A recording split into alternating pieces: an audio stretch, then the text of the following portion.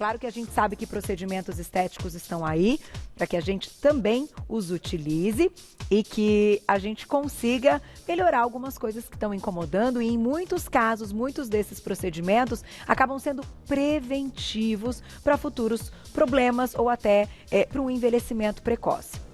No entanto, hoje a gente vai falar de complicações ligadas à toxina botulínica. Então convidamos ela, mais uma vez, a dermatologista, a doutora Fernanda Nichelli. Bem-vinda! Sempre um prazer, doutora. Tá em São Paulo?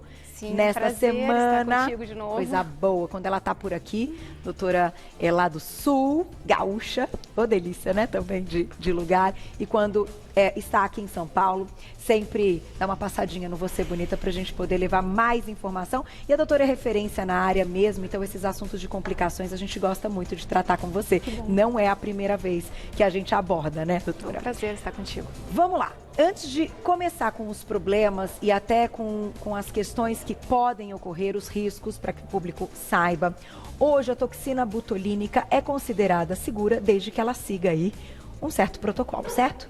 Exatamente. Hoje ela é uma das grandes armas que a gente tem, até mesmo não só para tratamento do envelhecimento, mas para prevenção do tratamento, para prevenção desse envelhecimento.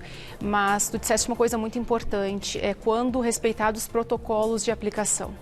Isso é o mais importante. É o mais importante. E o que a gente vai ver, de acordo aqui com algumas questões e até umas ilustrações que a gente separou, é quando há algum erro, tá? Então, fiquem atentos que a gente vai chegar aí. Mas, doutora, dito isso, que respeitados os protocolos de aplicação feito por um profissional capacitado, habilitado, ela vai ser benéfica. No entanto, hoje vocês conseguem já ter aí casos e até uma porcentagem que pode ter aumentado de complicações ligadas à toxina botulínica. Por que você considera? Você acha que o erro na aplicação tem sido a maior parte, né, que tem trazido esses dados?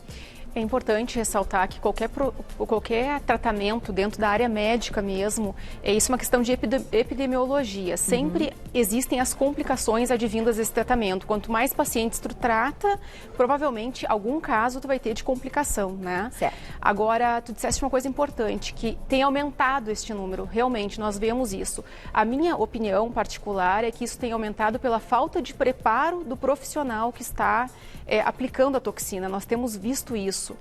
Por mais que sim, existam problemas advindos da aplicação inadequada desse procedimento, nós vemos que tem aumentado assim exponencialmente esse quadro de pacientes aí com maltratados, né, com problemas. E aí, gente, fica complicado. Vamos começar com as nossas fotos, doutora? A gente fez uma animação, obviamente, para não expor ninguém que passou, que teve uma complicação. Então, a nossa computação gráfica, aí um beijo para a turma toda que faz essa arte, vai colocar alguns exemplos. O primeiro na tela, a doutora vai explicar, então, ele está relacionado ao quê? Olha lá, tem essa primeira bonequinha. Sim, algumas complicações, e na última semana muitos telespectadores podem ter acompanhado o caso de uma blogueira famosa americana que ela expôs o quadro dela, onde houve um quadro de pitose palpebral. O que quer dizer isso? O caimento da pálpebra superior. Essa paciente ficou com um dos olhos quase que fechados. Vocês vão ver pela evolução das fotos aí que mostra o quadro. Isso é uma complicação, tá? Advinda da toxina botulínica. Não quer dizer, e aqui eu deixo claro, que o profissional que tenha feito o procedimento seja um mau profissional. Qualquer tratamento que tu faça num corpo humano, tu estás correndo um risco de acontecer isso. Existem, claro, algumas maneiras da gente diminuir os riscos, né? Isso é importante dizer. Mas eu acredito que o principal é a gente saber tratar caso aconteça esse problema. Dá pra... Então, o músculo foi paralisado, enfim, e teve uma queda da pálpebra. A gente consegue reverter? Consegue, Carol. Na verdade, esse caso específico, provavelmente que aconteceu, né, do nosso conhecimento aí anatômico, nós temos um músculo, que ele é elevador da pálpebra superior, ele faz a pálpebra superior subir, chama músculo tarsal de Miller, e provavelmente a toxina atingiu esse músculo e fez a pitose, o caimento dessa pálpebra.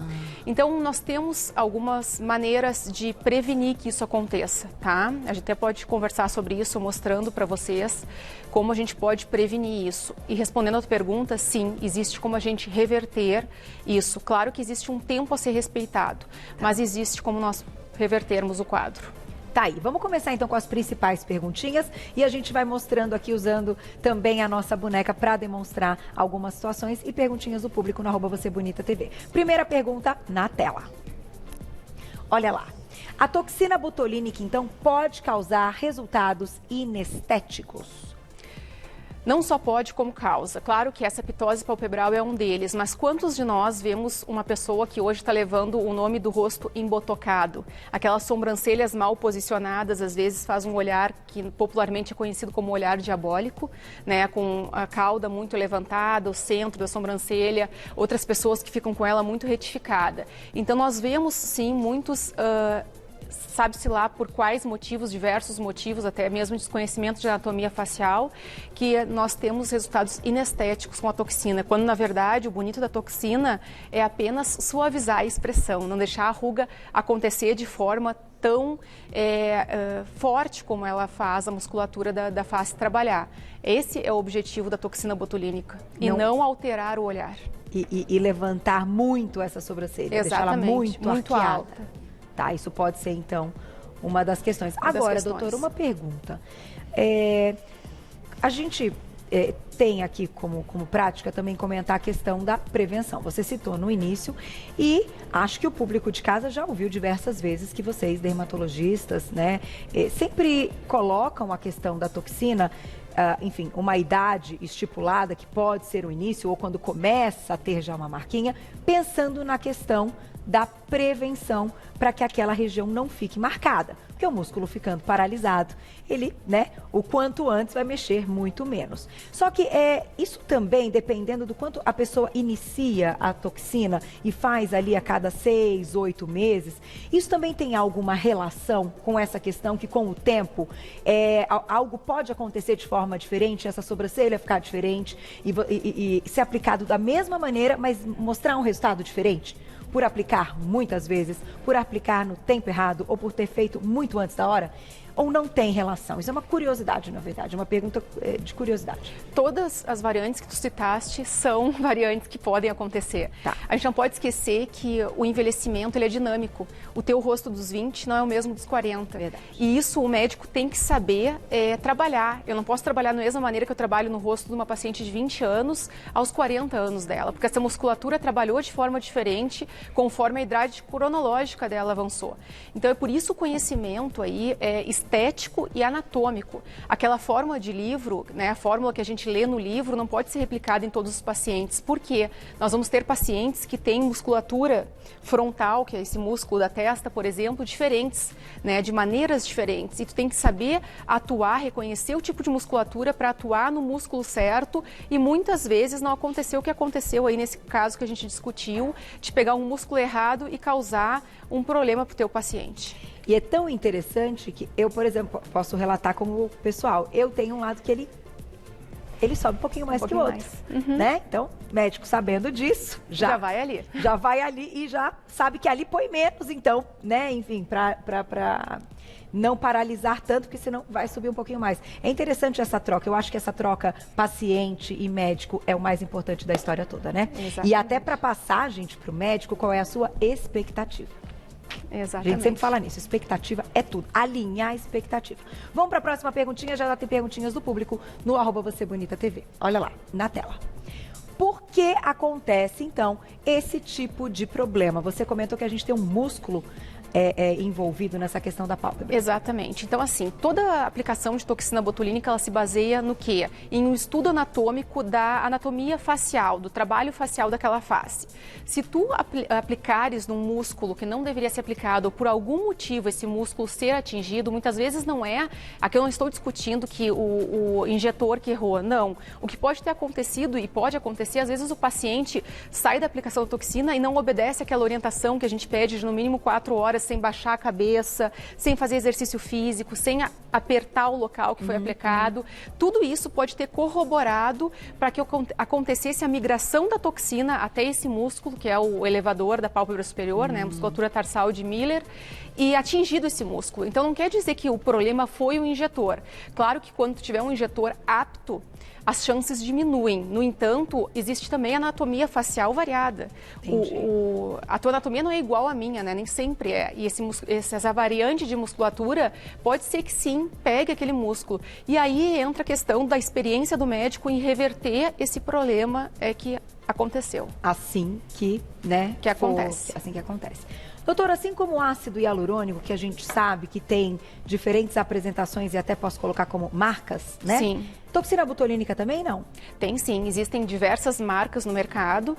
É claro que nós não vamos aqui comparar marcas, né? Mas claro. acho que é importante sempre, quando tu for procurar o teu médico, tu questionar, porque a gente vê que os pacientes, o próprio profissional vê diferença nos tipos de marca. Como tudo. A gente vê diferença na marca da roupa que a gente usa, dos produtos que a gente usa.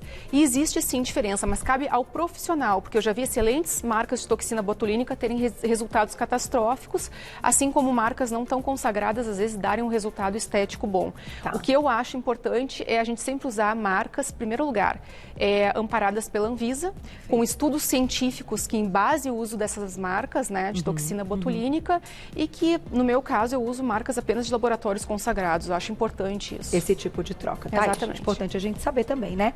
Vamos para a próxima perguntinha na tela, olha lá. Daqui a pouquinho, perguntinhas do público. Se acontecer um procedimento com resultado não satisfatório, então é possível reverter e como? Já que a gente disse que sim, vamos aproveitar e mostrar como. Sim, existe sim, claro que a toxina a gente tem que lembrar que depois que ela atuou no músculo, existe um tempo de atuação dela. Então, existem algumas coisas que a gente pode fazer para diminuir esse tempo. Tá? Teoricamente, uma toxina tem de 3 até, para sair completamente do rosto, 6 meses, né? Então, como a gente primeiro tem que evitar obedecendo algumas áreas anatômicas para não ter aplicação, sempre acima ali da sobrancelha, pelo menos 1 centímetro, fazer um desenho na hemifácie aqui no frontal desse paciente, respeitar essa região. Tudo isso são, enfim, cuidados que um injetor experiente tem que ter. Estudar o tipo de musculatura. Enfim, houve um problema, houve uma ptose com esse paciente, como pode acontecer, é importante que esse profissional saiba reverter. O que nós temos hoje para diminuir aí o tempo de atuação dessa toxina botulínica? Temos alguns tipos de colírio que se usa para atuar nessa musculatura de Miller, como no Brasil tem a brimonidina, fora do Brasil a apraclonidina, que não tem mais aqui, mas a gente usa. Nesse paciente, eletroestimulação, alguns procedimentos que possam ser feitos para que volte esse músculo a trabalhar mais rápido e esse olhar suba, porque existe um outro problema, Carol. Digamos que esse olho aqui tenha sido acometido, esse outro lado aqui ele vai ficar muito mais hipercinético. Vocês vão ver que vai haver uma compensação desse músculo frontal, como há, às vezes, num paciente que tem uma hemiparesia facial. Pode ver que um lado dele trabalha muito mais como se fosse compensar o outro. Então, tudo isso tem que ser pensado. Muitas vezes, até no outro lado, mexer um pouquinho para poder compensar e não deixar esse paciente tão inestético. E, neste caso, é uma contraindicação para que o paciente refaça a toxina botulínica? Não é uma contraindicação, não. O que é importante é saber identificar qual foi o problema, se esse paciente que foi o responsável porque fez exercício pós-procedimento, se o profissional aplicou, daqui a pouco, uma toxina que tem um halo de ação maior, se o erro foi realmente na marcação anatômica. Primeiramente tem que se identificar, mas de maneira nenhuma é uma contraindicação para uma nova aplicação. Perfeito. Vamos para perguntinhas do público, então. Quem escreveu para a gente, aproveita. Estamos ao vivo, olha lá. Obrigada, Dani, um beijo. As vacinas de Covid-19 podem causar complicações em quem aplicou a toxina botulínica? Excelente pergunta. Se não perguntasse, Dani, eu ia finalizar com essa, porque as pessoas estão discutindo essa questão, inclusive com outros procedimentos estéticos, né, doutora? Não, isso também é uma pergunta bastante em voga aí, mas assim, é importante dizer que não tem nada em literatura comprovando isso.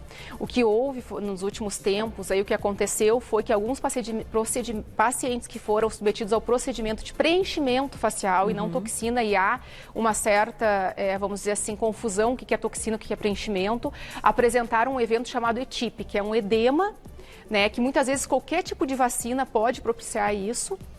e acabou inchando um pouco mais no local e as pessoas associaram. Mas não tem nem relação direta nenhuma da toxina hoje em literatura médica, né, indexada, com a vacina do Covid ou com o próprio vírus. Eu ia te perguntar, com o próprio vírus também não. Não. Mesmo já tendo tido o vírus, já, né, já manifestando contágio, enfim, em algum momento, e se a pessoa já tinha... Não tem nenhuma ligação, nenhuma das sociedades ou nenhuma mundiais, de medicina e de especialidades se posicionou indo contra com um relato baseado em estudo científico de que haja uma relação. E é isso que é importante a gente passar para o público, né?